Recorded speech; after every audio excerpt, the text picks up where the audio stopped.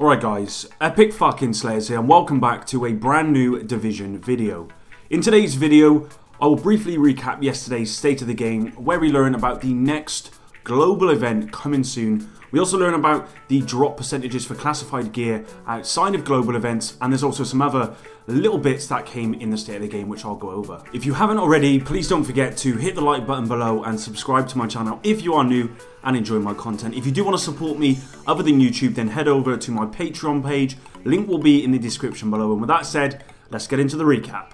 So let's start off with the biggest news to come from yesterday's recap. Massive announced the release of the next global event called Assault.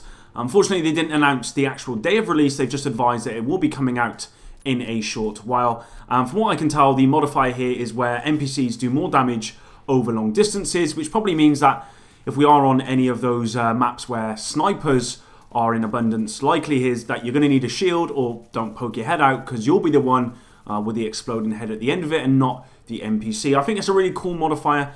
They did say it was tested on the PTS, so from what I can tell, they're happy with this modifier. We're just going to have to see how it goes. I'm pretty happy that they have already got some in the works for the next global event, and I can't wait for it to come around. Just before we briefly go over the main sort of subject from yesterday's state of the game, which is to do with leaderboards and the face masks and just how many problems came from that, I think it's worth mentioning the classified drop rate outside of the global events, because of course there will be a lot of time between the now and the next global event, and I want to actually get some classified gear.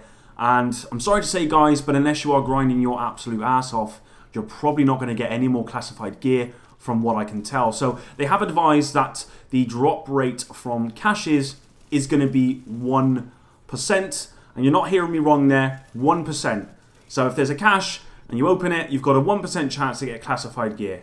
And I think that really needs to be adjusted. I think that's just so... How can it go from 45% in global events, which only last a week, and from what I can tell, they haven't even got a release date for the next one, due to the fact that they want to fix the leaderboard issue. So it could be, you know, a month or so where we only get a 1% drop rate from caches, and from name bosses in the LZ or the DZ, it's only 3%. I mean, I really don't understand how they can go from 45% or so down to 1%. I mean, I wouldn't say I'm a hardcore player. I used to be. I'm more of a casual player. For casual players, this is really a burner. And even for hardcore players where there's no new content and you're basically playing the same stuff as you've done before, 1% is not going to keep anyone interested in classified gear. Unless you got it in the global events, then really you're not going to get it outside of the global events, unfortunately. So moving on to the main topic, and if you did take part in the global events, you will probably already know about the issues over the leaderboard. A lot of people were getting certain scores like 10,000 on PCO, for example. Then they'd log off, they'd come back the next day and it would have dropped down to like 6,000, and there was really an issue. From what I can tell, there was a lot of background sort of math behind it and a lot of other stuff included which they weren't transparent about, which basically meant that people weren't getting what they thought they were getting, effectively. So the first part that they're going to do here is they are going to go back to the leaderboards and select the players based on the percentages that were communicated and the reward mask manually to players. That basically means that when you logged in during the global event, you should get a mask. And that will happen in the next sort of coming days. It may have already happened, and you'll be able to actually get those masks from the reward claimer. So they have gone through the sort of percentages and tiers here, which I'll go over with you guys. If you place in the top 85 to 31% of the community, you will get one mask. That's tier 1. For tier 2, place in the top 30% to 11% of the community, 2 masks. And then in tier 3, the highest tier, place in the top 10% to 1% of the community, 3 masks. Unfortunately, if you did finish between sort of 86 and 100% of the community, then you're not going to get a mask at all. And I think that's probably the best way they could have resolved that. To be honest, I mean, I don't know of any other better way, of course, unless you guys have. Now, the second part is they are going to change the reward system and deploy a completely new one with the next global event. And there was a lot of feedback that people gave. Not me, unfortunately, I'm not that inclined, but there was a lot of feedback, so I think they'll probably take that into consideration when they do actually release the next global event and the reward system is obviously changed.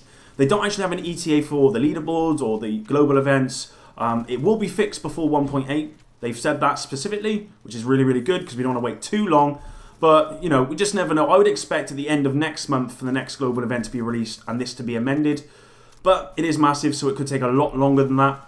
And just to end the video, guys, there were a couple of other things that they did mention. They are aware of the bolt action sniper rifle problem, which I've said before, where basically if you fire a bullet and then you go to fire again, unfortunately it jams and then it fires 2 bullets at once. They are aware They are trying to fix it. And again, with server lag, it's one of those things that they are going to keep pursuing and trying to fix. It's been 2 years, guys.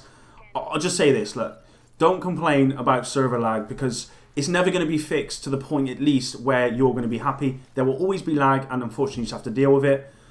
And that's really it, guys, if I'm honest. I hope you enjoyed this video.